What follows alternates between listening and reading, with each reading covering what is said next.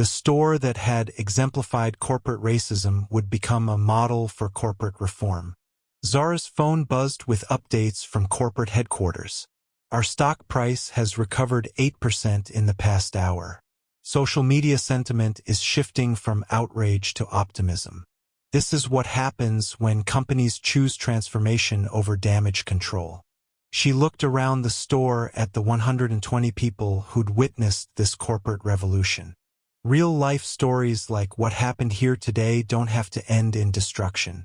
They can end in construction, building better systems, better training, better cultures. Cole Harrington, still processing his dramatic fall and unexpected opportunity for redemption, approached Zara one final time. "Ms. Williams, I know I don't deserve this chance, but I promise you, I will spend every day proving that people can change. Mr. Hutchinson, I'm not giving you this opportunity because you deserve it. I'm giving it to you because other customers deserve better. Your transformation isn't about your redemption. It's about their protection." The distinction was crucial. This wasn't about forgiveness. It was about prevention. As the crowd began to disperse, Zara's assistant arrived with fresh clothes and a car. The CEO needed to return to corporate headquarters to oversee the implementation of changes that would affect nearly 1 million customers across 3 countries. But first, she had one final message for the cameras still recording today. Proved that touching stories of discrimination don't have to remain just stories. They can become catalysts for real change. Black stories, real-life stories, and all stories of injustice matter when they inspire systematic transformation. The revolution was just beginning. 6 months later, the transformation was undeniable. Store 47 had become a pilgrimage site for retail executives studying corporate reform. The Lux Respect app boasted over 2 million downloads and a 4.9-star rating with customer satisfaction scores increasing 67% across all Williams Luxury Group properties. Cole Harrington stood before a packed auditorium at Eastbridge School of Business, sharing his story as part of Zara's corporate accountability program. His 200 hours of bias training had evolved into a full-time mission, speaking at universities, corporations, and community centers about the real cost of discrimination. "I was a middle manager who thought power meant putting people down," he told the audience of future business leaders. "I learned that real power means lifting people up. That's not just good ethics, it's good business." The Cole Harrington who'd slapped Alicia Monroe no longer existed. In his place stood a man whose life stories now included redemption, education, and purpose. Teresa Caldwell had exceeded every diversity metric in her new role. The systematic changes she implemented resulted in an 89% reduction in discrimination complaints across the entire retail chain. Her quarterly reports had become case studies in effective corporate reform. Victor Daniels now led a team of 200 security professionals trained in bias recognition and customer dignity protocols. His real-life stories from the front lines of retail helped shape policies that protected millions of customers. The ripple effects extended far beyond Williams Luxury Group. 12 major retailers had implemented similar apps and training programs. The Lux model became the gold standard for addressing workplace discrimination in corporate America. Alicia Monroe graced the cover of Time magazine as CEO of the Year. But she knew the real victory wasn't personal recognition. It was systematic change. Black stories like hers were no longer isolated incidents, but catalysts for industry-wide transformation.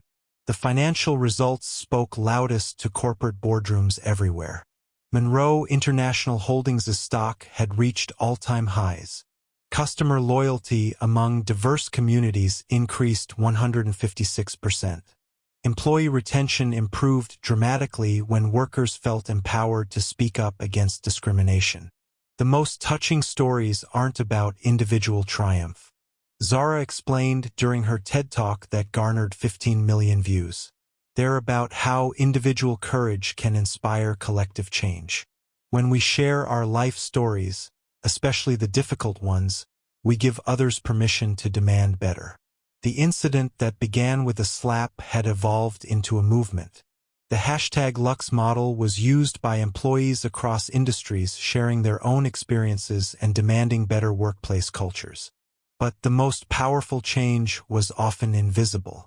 The discrimination that didn't happen because managers remembered Brad's story. The respectful service provided because employees understood their company's values.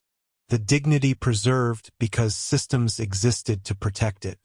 Today, visiting store 47 feels different. Customers of all backgrounds shop without fear of judgment.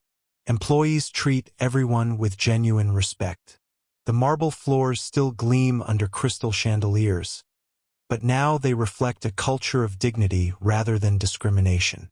Your voice matters. Your experiences matter. Your real-life stories can spark the next transformation. Have you witnessed discrimination in retail spaces, in your workplace, in your community? Share your touching stories in the comments below. Your Black stories, your life stories, all your stories of injustice and triumph deserve to be heard. Subscribe to Latino Stories for more inspiring accounts of resilience, justice, and systematic change. Hit that notification bell because every story of overcoming discrimination, the unexpected offer sent murmurs through the crowd. This wasn't about revenge. It was about transformation. In exchange, Zara continued, we reduce the charges to a misdemeanor. You avoid jail time, and you have a chance to rebuild your life around something meaningful. Sterling looked surprised. This wasn't the scorched earth approach most corporate leaders would take. However, Zara's voice hardened. If you violate any terms of this agreement, if you speak negatively about this process, or if you ever discriminate against another human being, we will release every piece of evidence we have and pursue maximum penalties. Brad wiped tears from his eyes. Why? Why would you give me a second chance after what I did? Because punishment without education doesn't change behavior, Zara replied. And because real-life stories like yours, stories of people who chose to change, have more power than criminal convictions to prevent future discrimination. She turned to address the entire crowd, her voice carrying clearly to the 200,000 people now watching across multiple platforms. This isn't about forgiveness. This isn't about being the bigger person. This is about understanding that systemic change requires systematic solutions. Destroying one racist manager doesn't eliminate racism, but transforming one racist manager might prevent 10 future incidents. The crowd erupted in applause. Comments flooded the live streams. This woman is a genius. Education over incarceration. Real change requires real solutions. Detective Chun looked to Zara for confirmation. Miss Williams, are you willing to modify the charges if Mr. Hutchinson agrees to these terms? I am, but I want his agreement on record, witnessed by everyone here. Brad looked around the store at the cameras, the crowd, the lawyers, the police. His entire life had collapsed in 90 minutes, but he was being offered a path to redemption. I agree, he said, his voice barely audible. I agree to all terms. Sterling handed him a tablet with a legal agreement already prepared. Sign here, Mr. Hutchinson, and understand that this document is legally binding.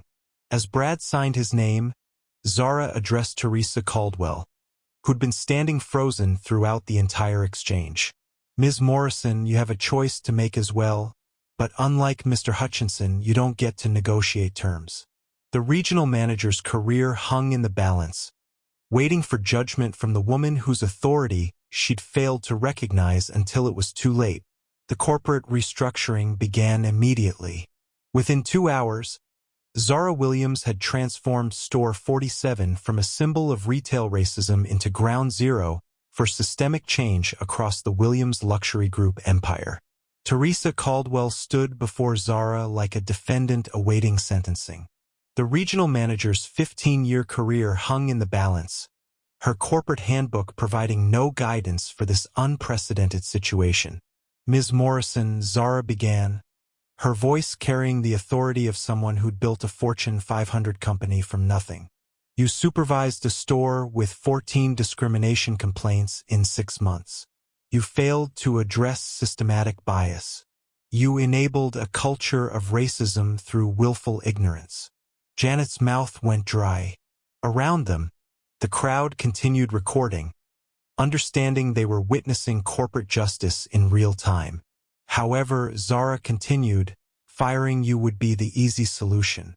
It would make headlines, satisfy social media outrage, and change absolutely nothing about the underlying problems. She gestured to her legal team, who produced another folder thick with documentation. Instead, you're being reassigned.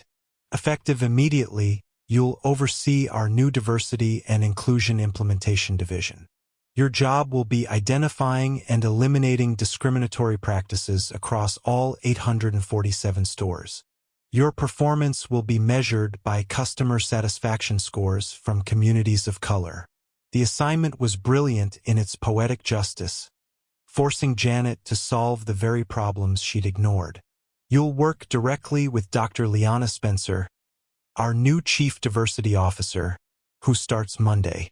Your first project is developing the Lux Respect customer feedback system, a direct pipeline from customers to corporate that bypasses store management entirely. Daniel Price handed Janet a tablet displaying the technical specifications. The app launches in 30 days. Customers can report discrimination in real time with automatic escalation to executive leadership. Every complaint receives a response within 24 hours. The crowd murmured approval. This wasn't just punishment, it was prevention. Furthermore, Zara announced to the entire store, "We're implementing immediate changes across all Williams Luxury Group properties. Starting tomorrow, every store will display new signage. All customers deserve dignity, respect, and excellent service. Period. Report discrimination directly to corporate via the Lux Respect app." Riley continued her live stream, now reaching 250,000 viewers across platforms. Comments flooded in. Systematic change. This is how you fix racism. Education over elimination. Zara turned to address Marcus, the security guard who'd shown integrity throughout the crisis. "Marcus, I'd like to offer you a position in our new customer experience division. Your job would be training security personnel across all our stores in bias recognition and de-escalation techniques." Marcus' eyes widened. "Ma'am, yes. Absolutely. Yes." The promotion sent applause through the crowd, rewarding integrity while punishing prejudice. The message was clear. The changes don't stop there, Zara continued, consulting her tablet. "We're establishing a $25 million customer dignity fund to compensate anyone who's experienced discrimination at our stores. Claims will be reviewed by an independent panel led by civil rights attorneys." She swiped to another screen. "We're also implementing mandatory bias training for all 15,000 employees. Not a single-day seminar, but ongoing education programs developed in partnership with the National Equity Alliance and Unity Rights Council." The financial commitment was staggering, but Zara understood that real change required real investment. "Additionally, we're diversifying our supply chain. Within 18 months, 40% of our vendor contracts will be with minority-owned businesses. We're not just changing how we treat customers. We're changing who we do business with." Attorney Sterling stepped forward with final documentation. "Store 47 will close for 1 week while all staff undergo intensive retraining. When it reopens, it will serve as our flagship diversity and inclusion showcase location." The irony was perfect.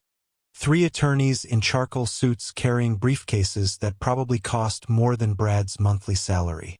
Behind them, 2 NYPD officers entered with the measured authority of law enforcement professionals who'd seen every type of human stupidity imaginable.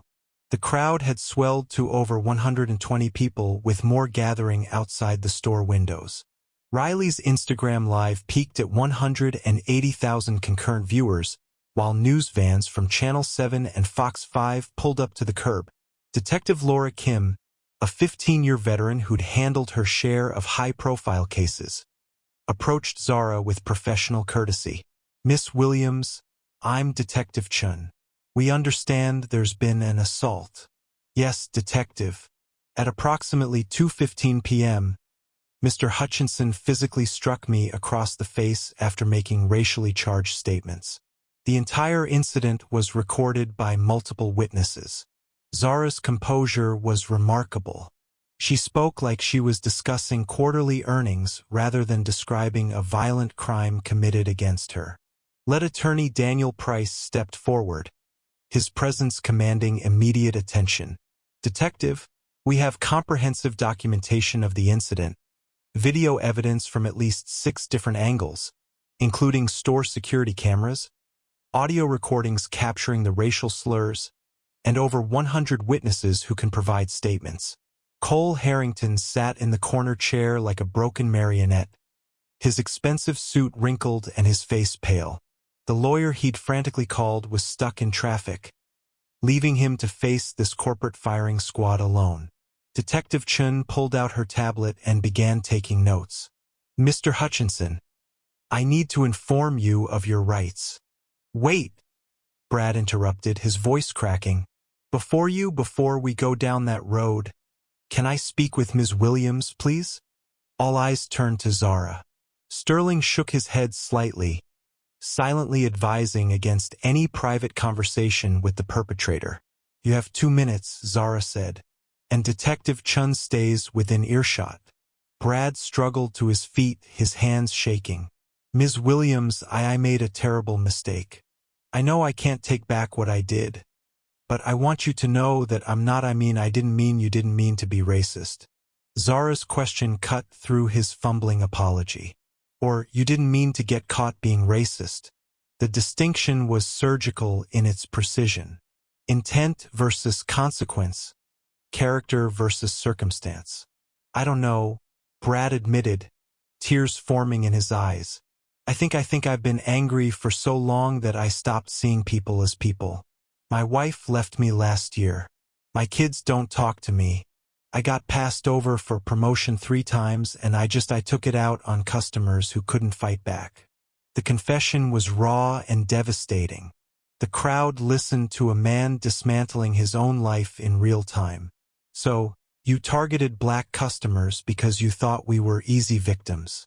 Zara's voice remained calm, but her words carried the weight of centuries of injustice. Yes, I think I did, and I hate myself for it." The honesty was unexpected, but Zara had spent enough years in corporate leadership to recognize manipulation disguised as vulnerability. "Mr. Hutchinson, your personal problems don't excuse assault. Your career disappointments don't justify racism, and your tears don't undo the damage you've caused to countless customers over the years." She gestured to her tablet, which displayed real-time analytics. "In the past hour, we've received 847 emails from customers sharing their experiences at this store. Stories of humiliation, discrimination, and disrespect. Your behavior wasn't an isolated incident. It was a pattern." Attorney Sterling handed Zara a thick folder. "Miss Williams, we've compiled the data you requested. The financial analysis is comprehensive." Zara opened the folder and began reading numbers that would determine Brad's fate and the store's future. Store 47 generates $15.2 million in annual revenue, she announced to the crowd, her voice carrying like a prosecutor presenting evidence. "However, when we factor in the cost of discrimination, lawsuits, settlement payments, employee turnover, and lost customer loyalty, the net profitability drops to $2.1 million. Teresa Caldwell, who'd been silent since the lawyers arrived, suddenly understood the implications. Store 47 was profitable, but barely. Any major legal settlement could push it into the red. Furthermore, Zara continued, our brand reputation analysis shows that this single incident has already cost us $47 million in lost market value. Social media sentiment has dropped to critical levels. 3 major corporate clients have already canceled contracts pending investigation. The numbers were staggering. Brad's moment of racist violence had caused more financial damage than most natural disasters. Detective Chun stepped forward. Mr. Hutchinson, based on the evidence and witness statements, I'm placing you under arrest for assault in the 3rd degree. You have the right to remain silent. Wait. Brad's voice cracked with desperation. Ms. Williams, please, I'll do anything. I'll resign. I'll make a public apology. I'll donate money to charity. Please don't let this destroy my entire life. Zara studied his face for a long moment. The crowd held its breath, waiting to see if mercy would triumph over justice. Mr. Hutchinson, you're asking me to show you compassion that you've never shown to anyone who looks like me. You're begging for forgiveness from someone you physically assaulted. Do you understand the irony? She closed the folder and handed it back to Sterling. But here's what I'm going to do. I'm going to offer you something you've never offered your victims. A choice. The crowd leaned forward, sensing a pivotal moment.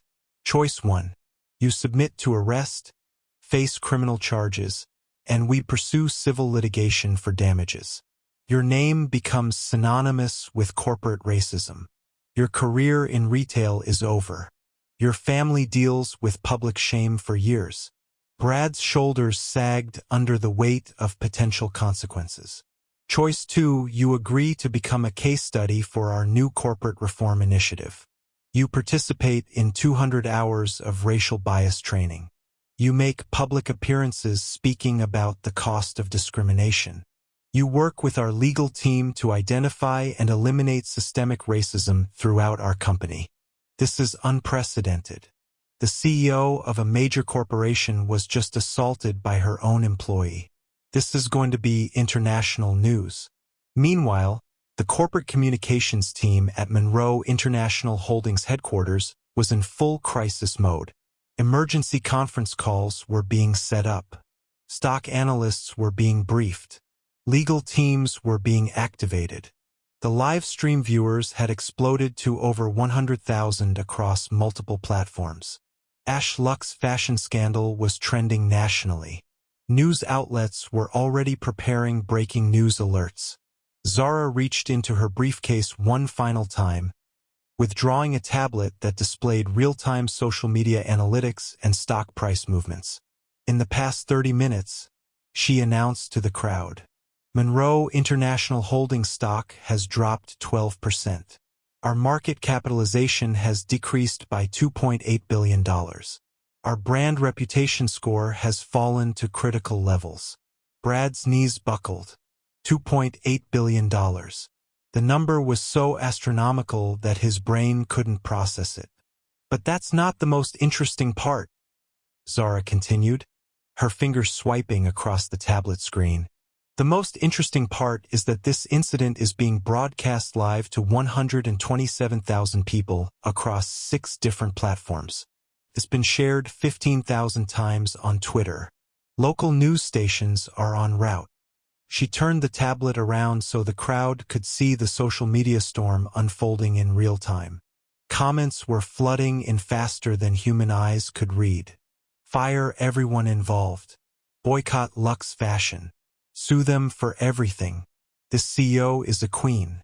Mr. Hutchinson, Zara said, her voice cutting through the digital chaos. Do you understand what you've done? You didn't just slap a customer. You didn't just assault a black woman. You committed a felony against the CEO of your parent company in front of 100,000 witnesses.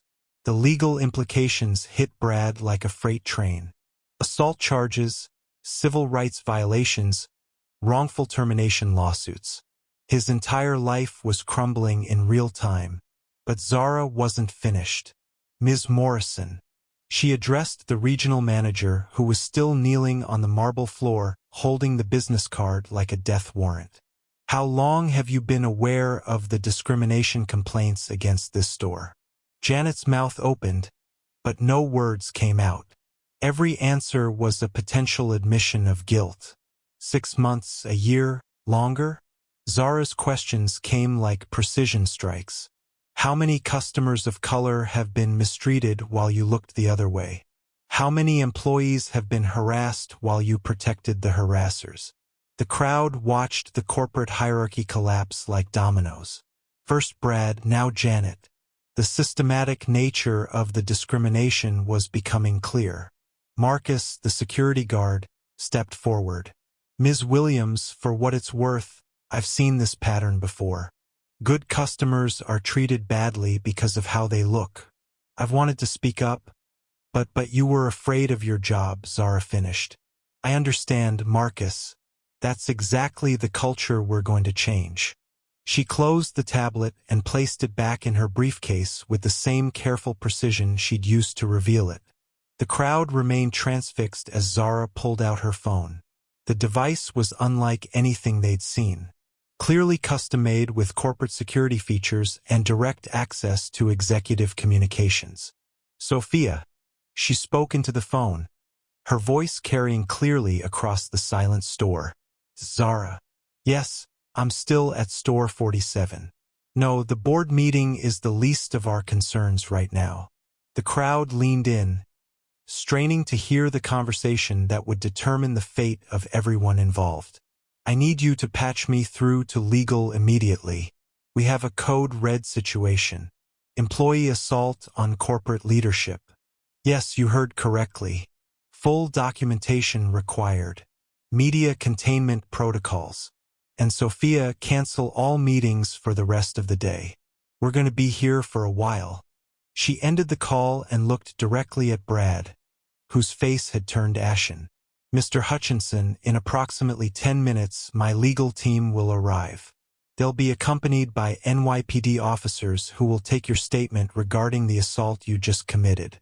You have until they arrive to decide how you want to handle this. Brad's voice came out as a whisper. What? What are you saying? I'm saying you have two choices, Zara replied, her tone businesslike and final. Choice 1. You cooperate fully with the investigation, admit to your actions, submit to immediate termination, and hope that your cooperation influences the criminal charges you're facing. The word criminal sent shock waves through the crowd. This had moved far beyond employment issues into felony territory. Choice 2. You continue to deny and deflect, forcing us to prosecute this case to the fullest extent of the law. Assault and battery, civil rights violations, possible hate crime charges given the racial nature of your comments. Teresa Caldwell found her voice. Ms. Williams, surely we can resolve this internally. Zara's gaze shifted to Janet with laser precision. Ms. Morrison, you were present when your employee committed assault. You witnessed the racial slurs. You have knowledge of systematic discrimination complaints that were ignored. You are not in a position to negotiate anything. The brutal reality of corporate accountability was playing out in real time. These weren't just employment issues. They were criminal matters that would destroy careers and potentially result in prison time. Brad sank into a nearby chair, the weight of his actions finally crushing his defiance. I need a lawyer. That's probably wise, Zara agreed. But understand this, your assault was witnessed by over 100,000 people and recorded from multiple angles. The evidence is overwhelming. Your only choice now is how much additional damage you want to inflict on yourself. The store had become a crime scene, a courtroom, and a corporate boardroom all at once. And Alicia Monroe stood at the center of it all. No longer the victim of discrimination, but the architect of justice. 10 minutes later, the flagship store transformed into a corporate war room. Zara's legal team arrived like a SWAT unit. Live stream. This is Clara Bennett from New York City Street Beat, and I'm witnessing what might be the customer service disaster of the year at Vellum and Vogue. The store's corporate communications team was already fielding calls. Stock prices for Monroe International Holdings, Vellum and Vogue's parent company, began their first tiny downtick as algorithmic trading programs detected negative sentiment on social media. Brad, oblivious to the larger forces at play, continued his tirade. You people come in here with your attitudes, demanding special treatment, thinking the world owes you something. Well, I've got news for you. It doesn't. Teresa Caldwell knew her career was potentially over. In retail management, viral racism scandals were career killers. She had to salvage what she could. Mr. Hutchinson, you're suspended effective immediately. Please go to the back office. Suspended? Brad's voice cracked. For what? For doing my job? For maintaining standards? For assaulting a customer? Janet snapped, her composure finally breaking. The crowd erupted in approval. But Zara remained perfectly still, watching the chaos unfold around her like she was studying an interesting experiment. Her phone buzzed with a text from her assistant. Emergency board meeting postponed. Social media crisis developing. Need you ASAP. Zara looked at the message, then at Cole Harrington's increasingly panicked face, then at the 80 people recording every moment of his professional destruction. A small smile played at the corners of her mouth, the first emotion she'd shown since walking into the store 30 minutes ago. Mr. Hutchinson, she said, her voice carrying clearly across the silent store. I think it's time we had a proper conversation about standards. The silence in Luxe fashion was deafening. 80 people held their breath as Alicia Monroe slowly opened her designer briefcase with the deliberate precision of a surgeon preparing for a critical operation. Cole Harrington's confidence wavered for the first time. Something about her movements, too controlled, too purposeful, sent warning signals through his nervous system. Teresa Caldwell stepped closer, her regional manager instincts telling her this situation was about to take an unexpected turn. Standards, Zara repeated, her voice carrying across the marble-floored store like a judge pronouncing a sentence.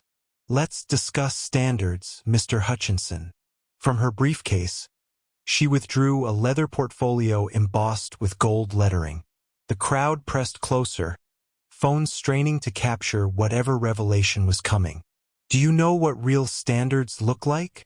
Zara asked, opening the portfolio to reveal official corporate documents. They look like quarterly performance reports showing store 47 ranks in the bottom 15% for customer satisfaction. Brad's face went pale. Where did you get those? They look like discrimination complaints filed against this specific location. She turned a page, her voice growing stronger.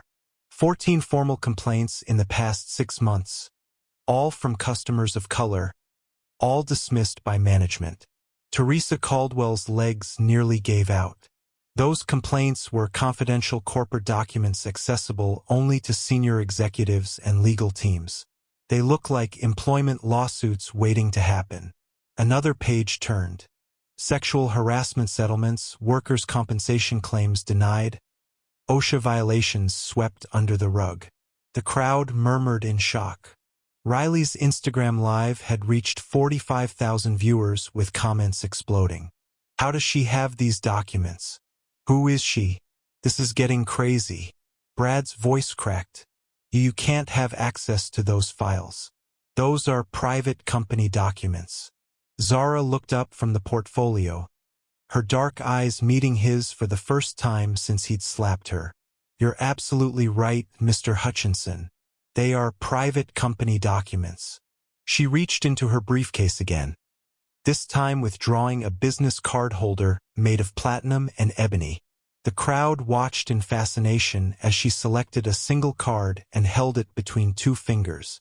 I'm Alicia Monroe, she announced, her voice carrying clearly across the stunned store.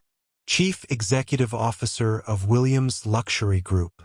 The card fluttered to the marble floor between them like a white flag of surrender. The reaction was instantaneous and explosive. Gasps echoed through the store. Phones nearly dropped from shocked hands. Someone in the crowd whispered, "Oh my God!" and it rippled through the audience like a prayer. Brad's mouth opened and closed like a fish drowning in air. His eyes darted from the business card to Zara's face to Teresa Caldwell, who looked like she might faint. Monroe International Holdings, the parent company that owned Vellum and Vogue, the conglomerate that controlled 847 luxury retail stores across North America, the corporation whose CEO he had just physically assaulted in front of 80 witnesses and 50,000 live stream viewers. That's impossible, Brad stammered. You can't be the woman you just called ghetto. Zara's voice remained perfectly calm. The woman whose place you think you know. The woman you physically assaulted for trying to return a defective product in a store I own. Teresa Caldwell's training kicked in, and she immediately dropped to one knee to retrieve the business card. Her hands shook as she read the embossed text. Alicia Monroe, Chief Executive Officer, Monroe International Holdings. The logo was identical to the one on her own corporate handbook. Ms. Williams, Janet whispered, her career flashing before her eyes. I had no idea. If you had known, you would have treated me differently. Zara's question cut through Janet like a blade. So the only reason to treat customers with dignity is if they might be your boss? The philosophical weight of the question hung in the air. The crowd recognized the deeper truth.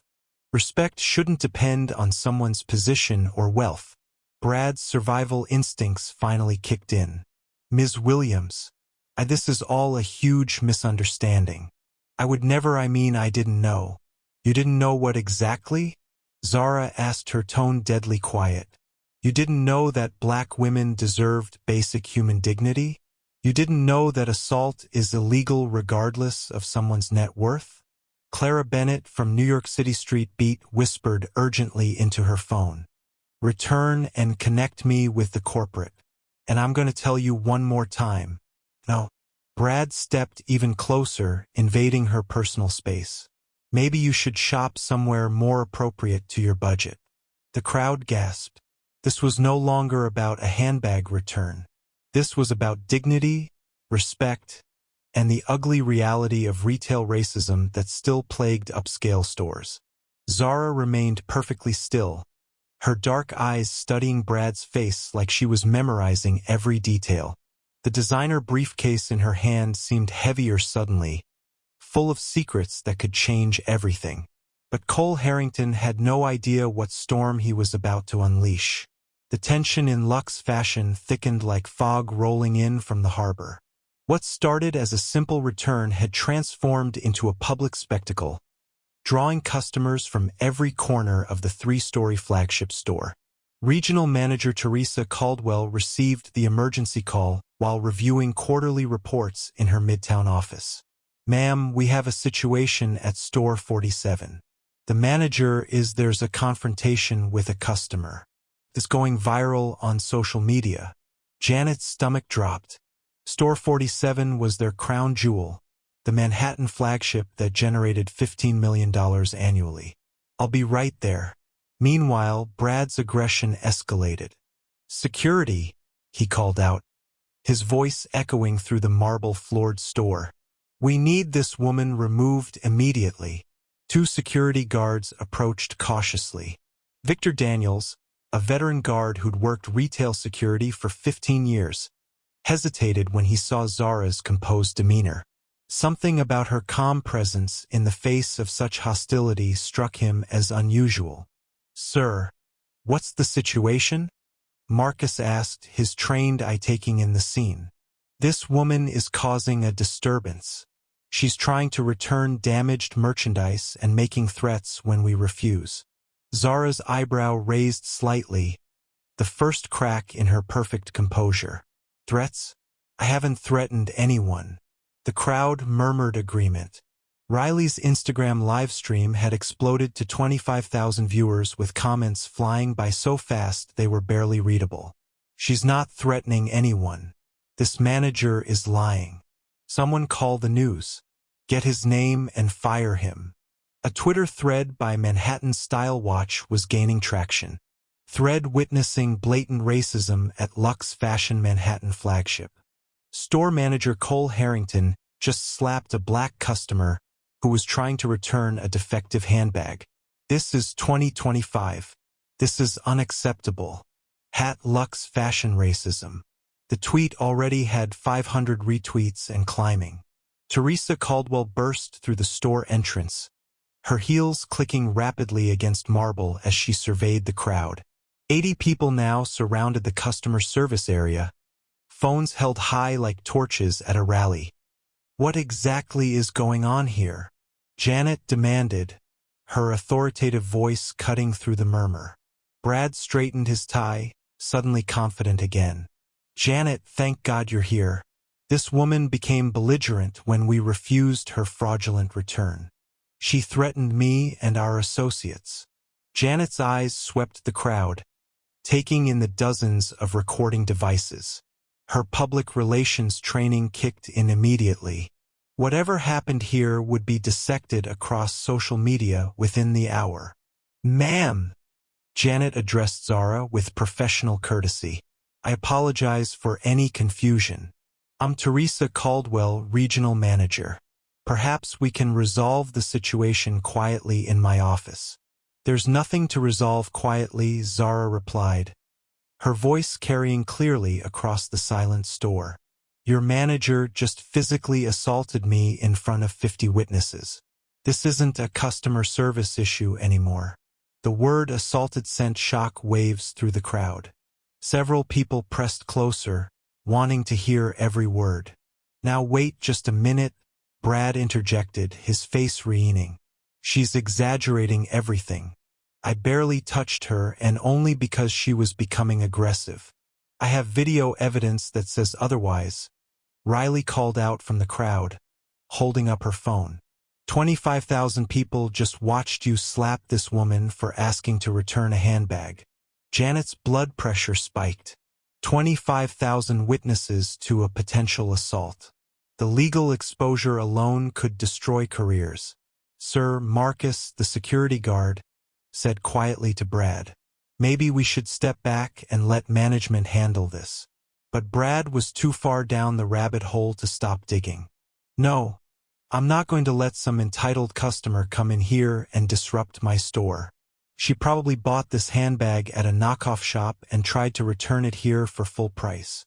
The accusation hung in the air like a bomb waiting to explode.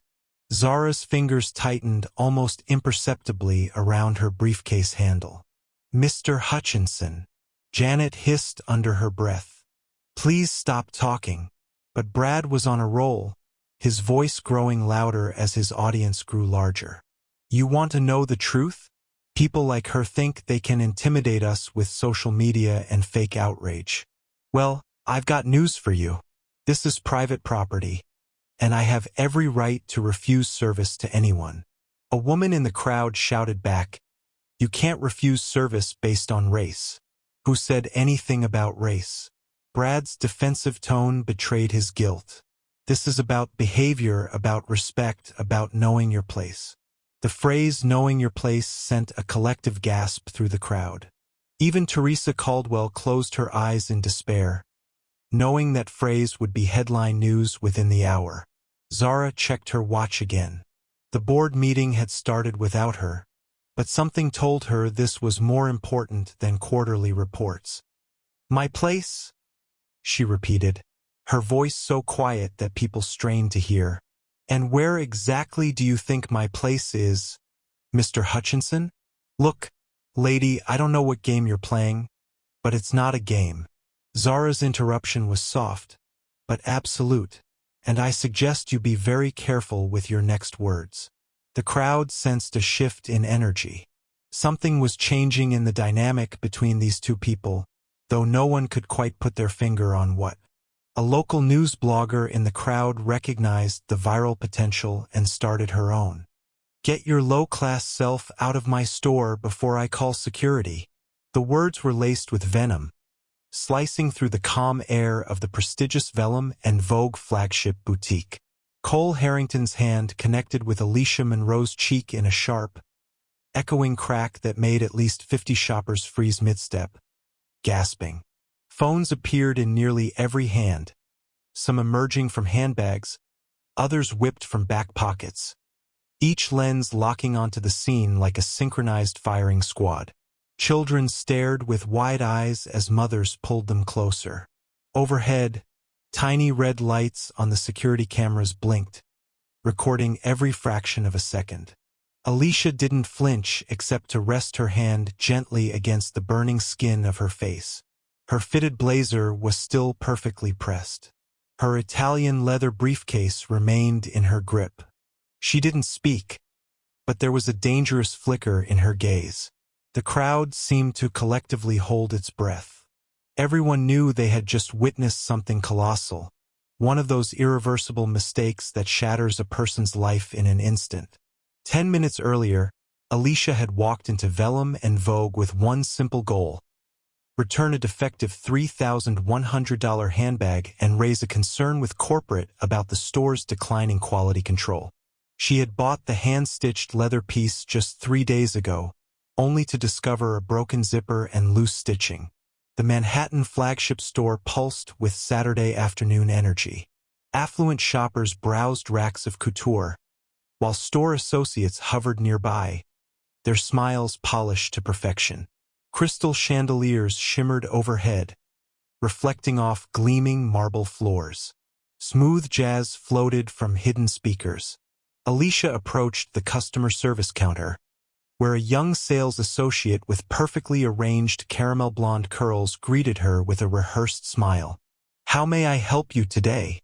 I need to return this handbag and speak with your manager about a quality issue," Alicia replied calmly, placing the designer bag on the counter. The associate's smile faltered when she checked the receipt. "Well, returns on luxury items require the store manager's approval," she said, her tone cooling. "He's very busy right now." "That's fine," Alicia said. "I'll wait." 20 minutes passed. Alicia noticed other customers being served promptly. 2 women with similar returns were helped within minutes, one even receiving extra store credit. Meanwhile, Alicia remained untouched by any service. Finally, Cole Harrington emerged from the back office. At 38, he wore his dark hair slicked back and his charcoal suit with the pride of someone who thought his wardrobe compensated for his arrogance. Even from several feet away, his cologne was pungent. "What seems to be the problem here?" he asked, barely glancing at her. His eyes fixed on the handbag like it had personally offended him. "I purchased this 3 days ago. The craftsmanship is below standard for a luxury piece. I'd like to return it and discuss this with your corporate office." Cole let out a sharp, mocking laugh. "Lady, you probably wrecked this yourself by stuffing too much junk in it. We don't take back merchandise customers have abused." Alicia's phone buzzed, a reminder flashing. Board meeting, 2:30 p.m. She had just 10 minutes to get to the corporate offices 6 blocks away. "Sir," she said, still steady, "I haven't damaged anything. The stitching was loose when I purchased it.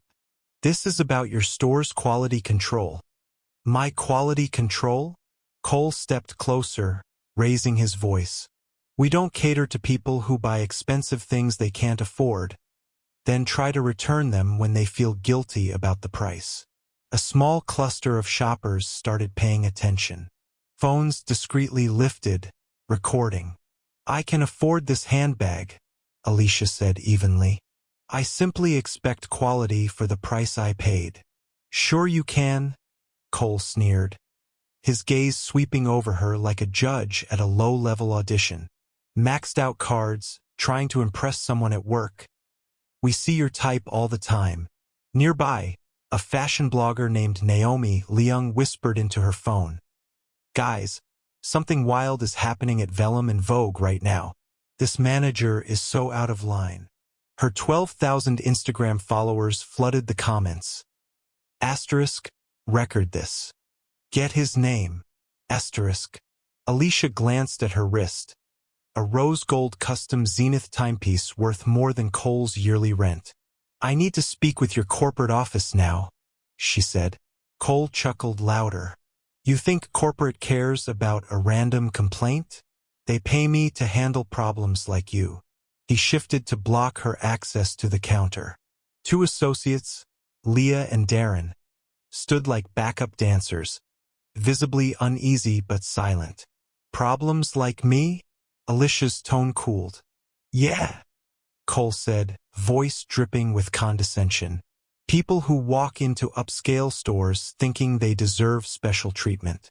This isn't a discount outlet, we have standards. Naomi's live stream view count ticked upward, 8,000 and climbing. A woman in her 60s, standing nearby, interjected, "Young man, you're being incredibly rude to this customer." Cole spun on her. "Ma'am, please don't interfere. This woman is trying to scam us." "Scam you?" Alicia adjusted her briefcase, revealing a flash of her platinum-banded Imperial Reserve credit card, recognizable to anyone familiar with elite banking as an invitation-only card for those spending over $200,000 annually. Cole didn't seem to notice or care. Yes, buying expensive items, damaging them, then demanding refunds. We see it all the time with... His eyes narrowed. People like you. The racist undertone was now unmistakable, hanging in the air like poison gas. Naomi's live stream surged to 15,000 viewers. TikTokers in the store began filming from different angles. Alicia's phone buzzed again. *** urgent. Board meeting delayed to 2:45 p.m. ***. She had 5 minutes left. "Sir, I'm going to ask you once more. Process my return and connect me to corporate. And I'll tell you one more time, no?" Cole stepped closer, invading her space. "Maybe you should shop somewhere more in your budget." Gasps rippled through the crowd. This wasn't about a handbag anymore. It was about dignity, respect, and the ugly truth of retail racism that still thrived in elite spaces. Alicia's expression didn't change, but the briefcase in her hand felt heavier, carrying secrets that could alter everything. Cole Harrington had no idea what storm was about to break.